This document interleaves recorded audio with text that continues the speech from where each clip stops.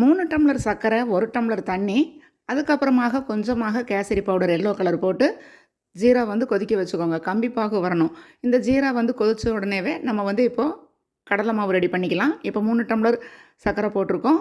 அதுக்கு 2 டம்ளர் அளவுக்கு கடலை மாவு எடுத்து கொஞ்சமாக தண்ணி ஊற்றி கட்டிகள் இல்லாமல் விஸ்கு வச்சு இந்த மாதிரி கலந்து வச்சுக்கோங்க. அதுக்கப்புறமாக அடுப்பில் வானிலையில் எண்ணெய் சூடான உடனேவே நம்ம பூந்தி கரண்டியில் பூந்தி அப்படியே தேய்ச்சி எடுத்துருங்க. ரொம்ப முருகலாக இல்லாமல் சாஃப்டாக இருக்கக்கூடிய பதத்தில் பூந்தி எடுத்து அதுக்கப்புறமாக நம்ம ஜீரா ரெடி பண்ணி வச்சுருந்தோம் இல்லைங்களா, அதில் போட்டு எடுத்துடலாம்.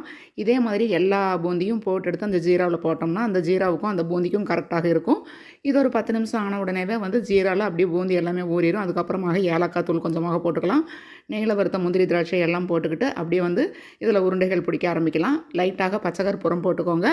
ரொம்ப டேஸ்ட்டாக இருக்கும். பச்சை கற்பூரம் வாசனை பிடிக்கல அப்படின்னா ஸ்கிப் பண்ணிடுங்க.